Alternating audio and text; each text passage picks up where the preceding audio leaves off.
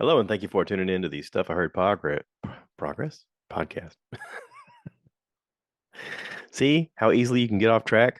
Goodness, so hard to pay attention sometimes, even in my own little world. Imagine that. Welcome to the Stuff I Heard Podcast. I'm your host, Joshua Peak. So we are cruising right along. This is Masters weekend. If you're into golf, you're probably watching the Masters on TV. I have not turned it on yet. I've seen people watching it on their phones and on televisions in the backgrounds of places, but I haven't turned it on yet for me to watch it. Weirdly enough, my wife and I have purchased more than one television in our past while the Masters was on the television in the store. Something about the broadcast, they must do something special with the coloring to make it look extra special, beautiful on the TVs. But yeah, coincidentally, I don't know if this was definitely not by design. It's just a coincidence. We have been in the market to purchase TVs years and years and years and years ago, whenever the Masters have been on TV. And it just looks so pretty on some of these TVs.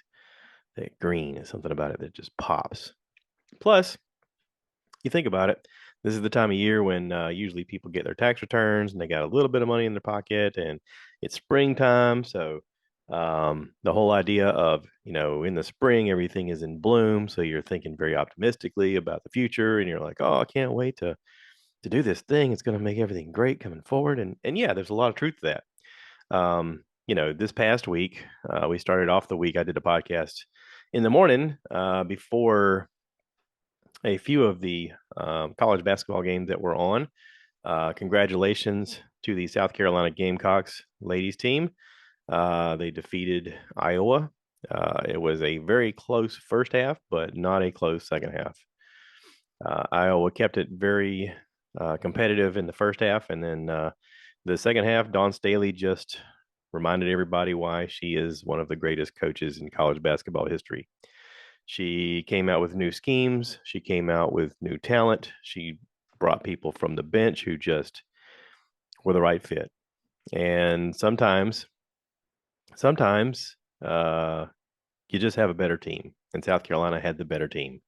They went completely undefeated all season long. Congratulations to Dawn Staley and the girls of the South Carolina Gamecocks. Tremendous season. Very impressive. And you caught the interest of a lot of people nationwide. I saw the numbers. It said that the women's college basketball game got like 18.4 million viewers, and the men's game paled in comparison. Again, for the same reasons that I talked about before, it's just it's been seen for years that men's college basketball, not a lot of players stick around for long, and I mean, you need some continuity in order for you to care about those teams and about those players. Otherwise, it's hard to get on board and follow anybody. And weirdly, the NIL is great in the fact that the kids get paid now instead of just being used as entertainment value for the college to make them money. Now, they're at least getting paid to do their things and allowed to make money by endorsing things so that they can achieve some kind of financial ability to provide for their families or take care of whatever they need. The weird, I guess, reactionary problem with it is that they could go to other teams and then you end up losing your fan base, which ends up costing you money in the long run. Um, it is one of those things where fans like to be loyal to things. They like to be tribalistic, even though they don't. Nobody wants to say, "Hey, I'm tribalistic." Okay, sure. Step outside of your thing that you like and go to an area where people like something completely opposite, and try to tell people there that no, I like this other thing. See how it goes. People are tribalistic. Okay. I heard a TikTok or a short or whatever you want to call it, blurb thing. I was scrolling through something and this lady was on some kind of podcast, and she said one of the biggest misconceptions is that opposites attract. And she said, I don't think that's true. I think that, you know, what is it? Like-minded minds um, stick together. Birds of a feather flock together. She goes, that's more realistic. Um, she's like, I do extreme activities. I mountain bike, I hike, I like to kayak, all this other stuff. And if you're completely opposite from me and you want to hang out with me, then we're not going to hang out because why would I? Why would I want to hang out with someone who's just going to sit around on the couch all day? And there's a lot of truth to that. I mean, you know, these tribes are built because of maybe where you live. Maybe you decide, hey, I'm going to follow this team and this is my team and that's it. Everybody else who's not my team sucks. Okay. And then you get that in your mind. And then before you know it, you have children and you tell your children from the time they're born, listen, we're going to be supporters of this team just because I said. And they go, okay. And then they follow along because you trained them that way. Then they get to be fully formed adults and they're like, why am I following this team? Oh, yeah, because my dad did. Yeah, we're these people. Okay. At a certain point, it just gets crazy. Okay. And you could boil that down to everything. You could boil that down to religion. You could boil that down to the state you live in, to the country you live in. Doesn't matter. I'm sitting here with an American flag on my chest. Obviously, I'm one of those people. I joined the Marine Corps. I feel a certain way about the Marine Corps. Okay. I'm not saying that I'm impervious to this thought. I'm just saying I'm thinking it out loud and kind of sourcing it out live while I'm doing this podcast. So, um, yeah, I think that the NIL will help a lot of things with these kids' ability to make money, but I hope that there is a foresight in the importance of staying with a team just so that your brand recognition means something. One of the things that was great about Caitlin Clark was she's from Iowa. She played in Iowa. She played for Iowa. Iowa girl. And she made a comment that she tried to go play for Connecticut, but they didn't give her a shot. So she went to play for Iowa and she beat Connecticut. um, you know, if she'd have jumped ship halfway through and went to a different school, would she have the same kind of abilities and following? I don't know. And now she's going to play pro. So I will be tuning in to watch that, as most of us will, because man, sometimes you catch lightning in a bottle, and that girl is lightning for sure. Um, yeah. So let's talk about some other stuff, some stuff I've heard. Oh, and also the men's Connecticut team beat Purdue. I just read that. Um, I didn't watch it. Here's the thing: I knew the game was on. I talked about, oh, the game is on. I guess I'll watch it because my friend Cheryl graduated from Purdue. Again, tribes, right? My friend Cheryl graduated from Purdue, and yeah, I'll check it out. And that night, you know what I did instead of watching that?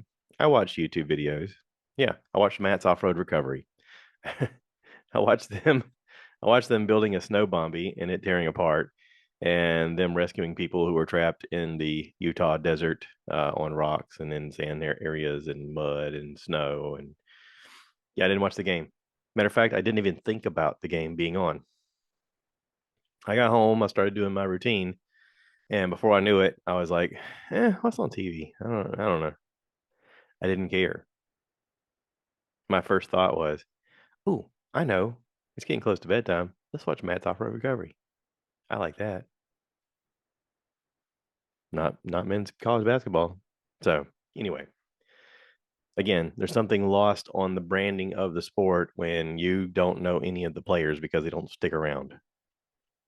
So anyway, this is stuff I heard. Let's talk about comedian I like, Neal Brennan. I'm sure you guys know Neal Brennan. Neal Brennan was one of the co-writers of the Chappelle Show. He's had several big hit Netflix specials. Three Mics was his first one that was really, really, really thought provoking. And then he came out with Blocks a couple years ago. I love Blocks. I think everybody should watch Blocks. Blocks is great because it talks about the things that we all struggle with within our own minds. Sometimes we can't get out of our own way, and we have blocks that we have to work through. It also comes with a visual aid. An artist friend of his made a thing that the blocks on the wall are made of blocks, and they actually shape a person's brain. And when you look at it with a lot, anyway, it's a cute thing. So, um, his new special came out this week. It's called Crazy Good. It is crazy good. He's doing great. He's in a great mental space, and he's finding a way to kind of share the joy of whatever perspective with everyone. There's a lot of perspective in this that I loved. Um, just like his other two specials, I'm probably going to make this a regular watch. He discusses uh, the, I guess, absurdness of the crypto people who are just into crypto so much, and he kind of puts his little spin on it. Talks about social media flexes, interesting compliments that he's gotten along the way, and his own source of happiness and how it relates to everybody. Um, yeah, really, really good. Right now, it's got 100% on Rotten Tomatoes. So yeah, just check that out. All right. Now, I wanted to go down the rabbit hole and actually watch the thing that nobody was saying that they liked. I was hearing mixed things. Okay. Roadhouse. Roadhouse on Amazon Prime stars Jake Gyllenhaal and Conor McGregor as the top two people. Also, Post Malone was in it, weirdly enough. But I grew up watching Roadhouse as a kid, and I'm going to say something that's going to piss a lot of people off. I didn't like Roadhouse. When I was a kid, I didn't like Roadhouse. Um, I get it. Patrick Swayze was a god for a lot of people. He could do that fancy roundhouse kick thing, and he looked good with his shirt off, and he had the long feathery hair that everybody tried to grow out and look just like. I get it. It was just too hokey for me back in the day. The one-liners were too hokey. It was like he was given the action movie star lines, and he was like 5'7", 5'6". I don't even know if that's true. I'm just saying that.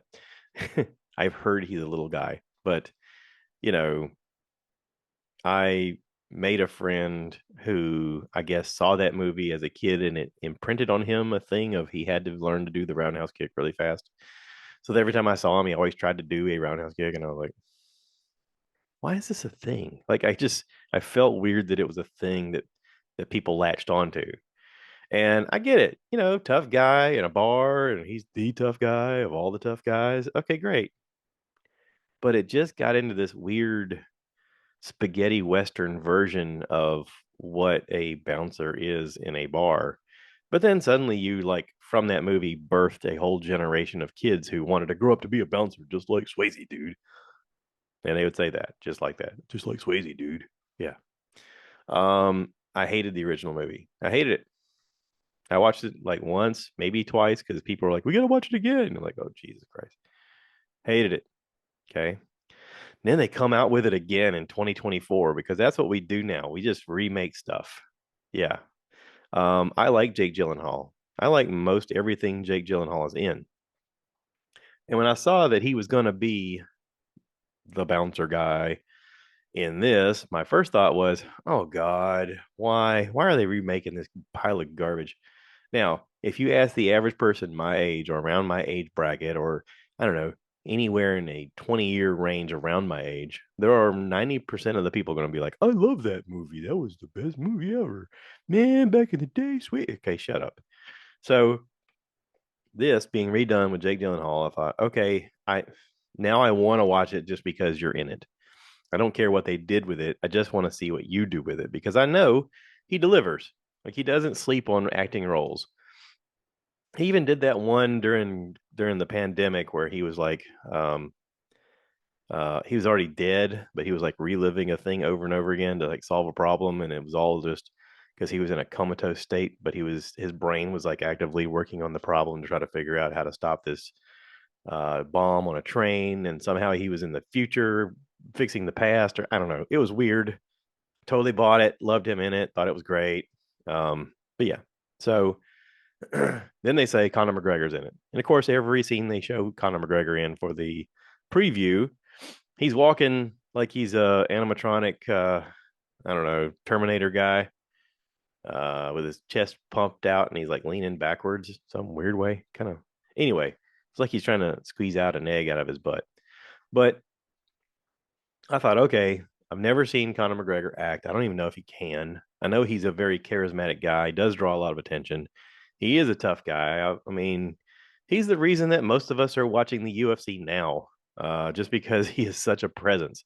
He has that draw power. So I was like, okay, well, I want to give it a shot, but I saw it come out and I thought, if I watch this, it's just going to pump up the numbers and they're going to be like, this is awesome. We hit gold. We need to make another one.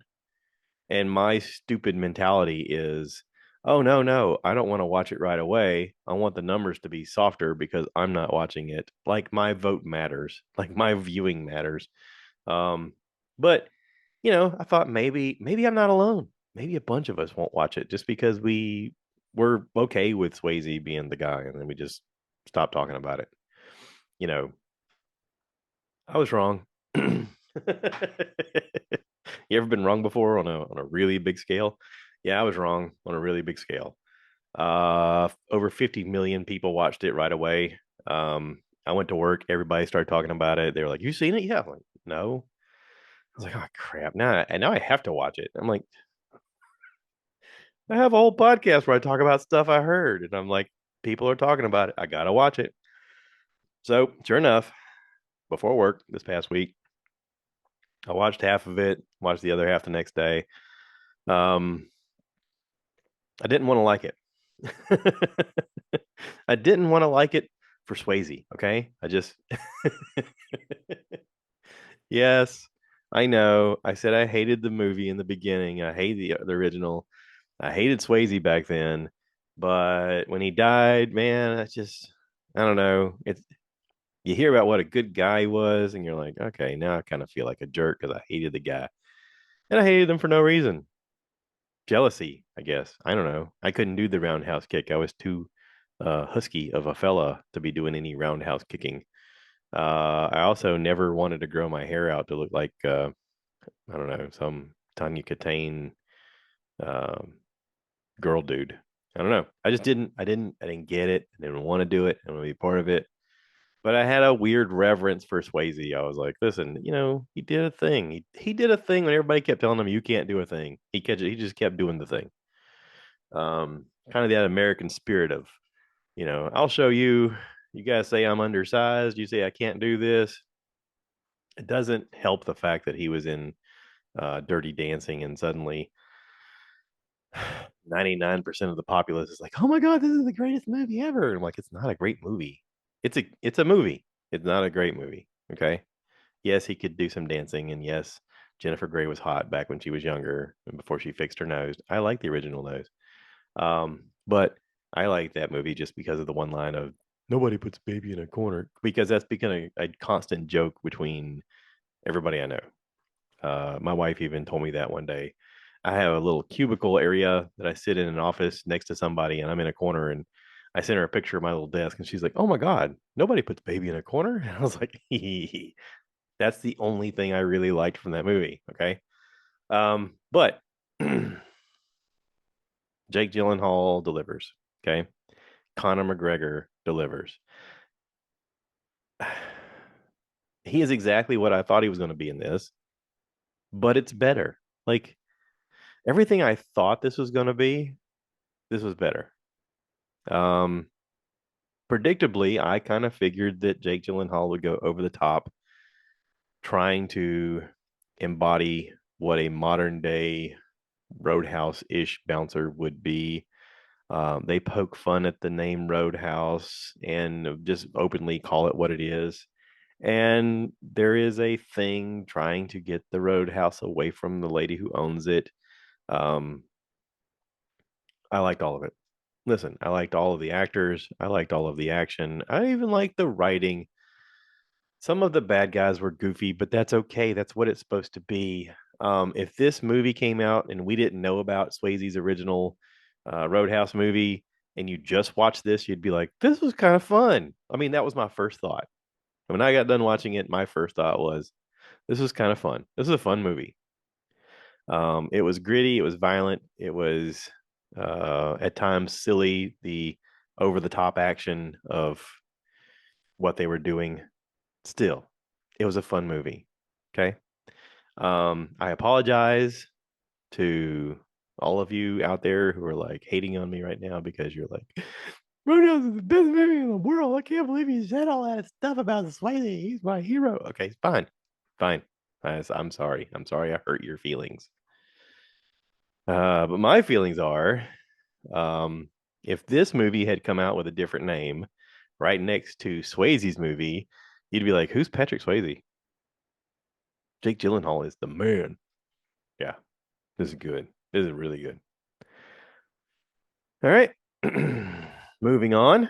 Dun, dun, dun, dun, dun, dun, dun, dun, dun. Invincible. Invincible is on Amazon Prime. It's a series. Season 2 came out, and they do the thing where it's like one episode a week. Um, I've watched it for a couple seasons now. Obviously, it's season 2. The rundown of this show, it's a cartoon, is 17-year-old Mark Grayson is just like every guy his age, except that his father is Omni-Man, the most powerful superhuman on the planet. And as Mark develops his powers of his own, he discovers his father's legacy may not be as heroic as it seems. Yeah. Yeah, because his dad is J.K. Simmons. No, just kidding. He is voiced by J.K. Simmons. His dad is actually a Viltrumite, and their whole goal is to conquest and conquer every planet through bloody war. And it's really violent. It's a violent cartoon. It is really violent. Um, Seth Rogen apparently spearheaded this years ago. He put all this together and he's like, I'm going to make this show because it's my favorite comic. I'd never heard of this comic before. I thought he made it up. I was completely wrong. The show has a huge following. It has a 99% on Rotten Tomatoes. Um, it's great. I love it. I love it. I can't wait to watch every episode. A lot of it is super silly. Um, there are different comedians and comedic actors that are playing voices of a lot of people. Invincible himself is voiced by Stephen Young. He was from The Walking Dead. Um, he was the one that got brained by Negan. Uh, he's the main character. He is Mark Grayson. But yeah, lots of voices that you recognize or you think, oh, who is that? And you got to look it up. And you're like, oh my God, I can't believe they're doing that voice. It's awesome. Um, yeah, it's a fun show. It's really violent and I like it. If I was a young teenage boy watching this, I would like it just as much as I do as a almost 50-year-old. So yeah, it's good. Season 8 was great. Lots of interesting storylines developing. Mark was trying really hard not to be just like his dad, and he's slowly becoming just like his dad in a way. In a way. Except for his mom. His mom gives him the special kind of humanistic love that only a mother can, who's married to a Viltrumite. Yeah. All that entire sentence just sounded so wrong. Anyway, whatever. Um so this past week I was looking forward to this. There is a show that came out on Amazon called Fallout. Now, Fallout is based on a video game that originated, I think, on my phone. I seen a little preview for it and I played it for, I don't know, over a year, sadly to say. Um, about people living in bunkers underground after a nuclear fallout. And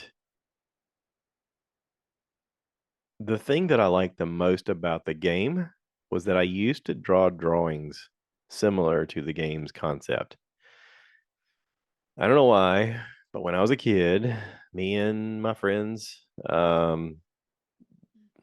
more specifically Charles Taylor, would draw these intricate little things about underground bunkers and how we would design them if we were going to do that. Now, I am of the age where we grew up thinking about nuclear fallout. We talked about it. We drilled for it. Our plan at school was if there was a nuclear bomb dropped, we were going to get under our desk and put a book over our head because everyone knows that academia printed on uh, really hardbound paper could protect you from a nuclear fallout, right? I mean, we would have nuclear fallout drills.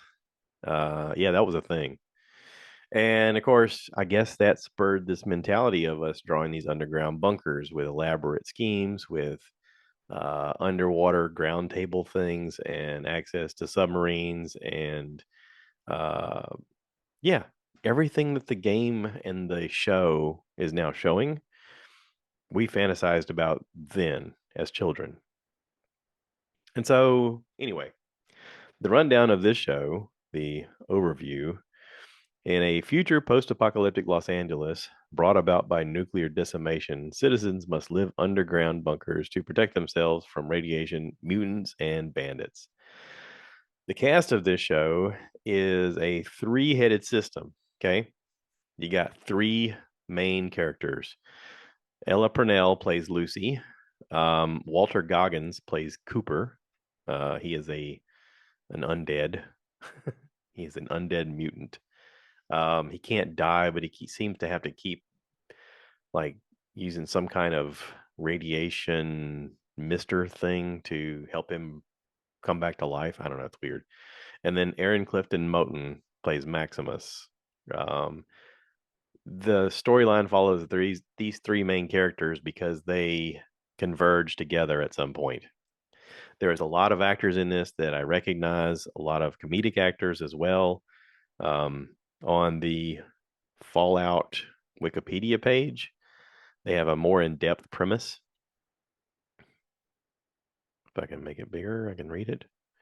So, this show depicts the aftermath of the Great War, an apocalyptic nuclear exchange in an alternate history of Earth, where advances in nuclear technology after World War II led to the emergence of a retro futuristic society and subsequent resource war.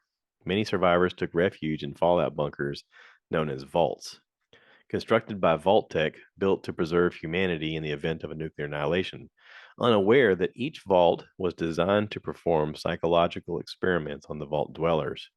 More than 200 years later, a young woman named Lucy leaves behind her Vault 33 to venture out into the dangerous, unforgiving wasteland of a devastated Los Angeles to look for her father. Along the way, she meets the Brotherhood of Steel, Squire, and a ghoul bounty hunter, each with their own mysterious past and agenda to settle. Now, it is really cool because they used a lot of alternate versions of what people thought the future was going to be, like with vehicles and televisions and just the shaping of things, the styling of things. I thought was really cool because elements of it look very futuristic while also being very old in a lot of ways. All of the actors in this come to deliver. There's nobody just mailing this in. I would say that for me, the heart of the show is carried on by our three main characters. Even Walter Goggins as a ghoul, where he doesn't have a nose, there's just an empty hole here, and his skin looks like it's fried from the nuclear blast. They all seem to capture the camera in a way that draws us in as though each one of them is the narrator of the story. Um, you're getting perspective from three different people's points of view with flashbacks and with a glimpse into what it is that they're doing, why they're doing the thing they're doing. And right now, there's 8 episodes that are on Amazon for the first season. That's all it's out. They just instantly put out all 8, which I like. I like to be able to binge all of it. It's kind of spoiled that way. Um, but yeah, fantastic show. Interesting writing, interesting story idea. Weirdly done in a way that I can tell that was kind of easy to make in parts of it because the vaults, while you think, okay, we're underground right now, this is cool. It's just on a studio. Like the rooms are just studio rooms. So the filming of it is super easy. It's just the design that costs money. I mean, the outside shots, you just find a place. I read where they shot it in Namibia. I don't even know where that is. Just because it's a desert wasteland kind of thing. But yeah, fantastic show. In the previews, what really got me wanting to watch it, other than the fact of the story idea and the fact that it was based on a game I used to play, was Michael Emerson. Um, I first saw Michael Emerson on the show Lost. He's the guy with the glasses with a real tiny, um, squinty head. I hate to say that.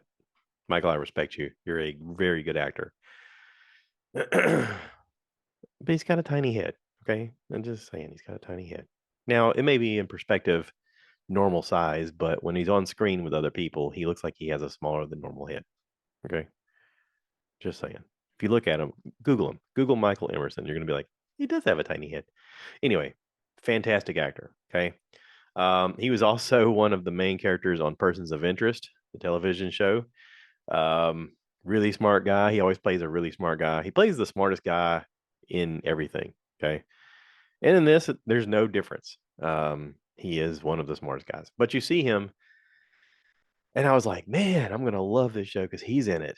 Because I know what he brings to the camera, and he's not around for long, but kind of is around for all of it.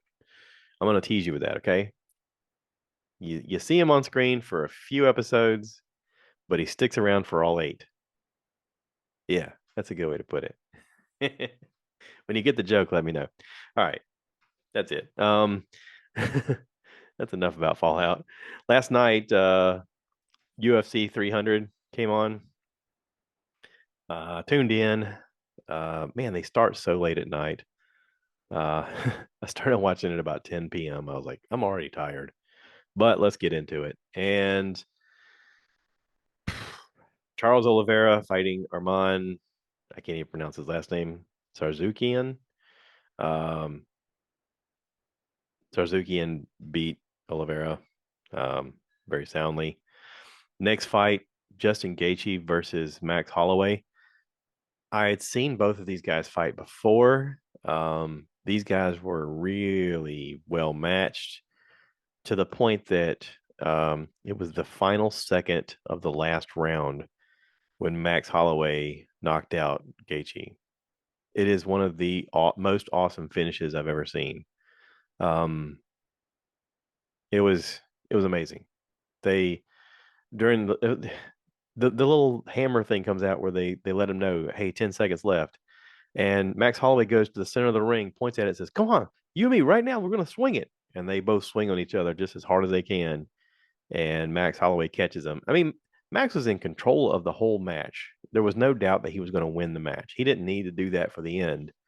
They would have gone to a decision, and he would definitely would have won because he'd already broken Gaethje's nose. He'd already been controlling the fight the entire way. He'd knocked him down a bunch of times. He'd taken him down a bunch of times, and he was just like, I respect you, and I know what you bring, and let's just go out here and let's throw it all on the line. Last 10 seconds, and they went hog wild. And Max caught him with a punch with 1 second left, and Gaethje went down face first, just and I was like, wow, wow, what an explosive finish! It was very incredible. The next match was the co-main event. I didn't know there was so many more matches left. I went to bed after this one. These two Chinese ladies, the champion and the number one contender, fought, and it was a battle for all 5 rounds. Matter of fact, after the first round, the girl with the red trunks had completely choked out the other girl, but as the round ended, she had to let her go, and the other woman like regained consciousness. It was one of those things where they should have called the fight right there, but they let him fight it out, and then for like 3 rounds, the other girl that was choked out dominated until the last round, and then the champion pulled it out and won. I don't know how to pronounce her name. I'm not going to ruin it. I'm sorry. I don't do well with Chinese to English translation. Um, I don't even know how to pronounce the words that are on the screen. Anyway, so a lot of fun. I went to bed before the last fight. Alex, I can't even pronounce his last name, versus Jamal Hill. Alex won. So yay, whatever. TKO, KO. Yeah, he must have knocked him out. Round one, 3 minutes in. Oh, I could have stayed up for 3 more minutes. Dang. Oh well. By that time, it was almost 1 o'clock in the morning. And I was like, I can't. I don't even care. Good night. And I just turned it off. That's the hard part about watching that on the East Coast. It's hard to stay up for all that. But anyway, I'm gonna wrap this up. Thanks to everybody who watches and listens and pays attention and participates and gives me information back, saying, "Hey, I like this part. What about this?" That kind of thing. This is going to be an interesting week for me. I am actually having to um, go out of town to work, and then we're rolling right into Jamaica. So we could very well be doing the next episode from Jamaica. So stick around for that. That should be fun. It'll make an interesting backdrop if I'm able to pull it off. If I'm not, we'll just be having a week off. Kind of depends on the internet access that I have. So thanks for watching. Thanks for listening. Y'all take care. And as always, cue the cow. Cue the cow. Moo, baby.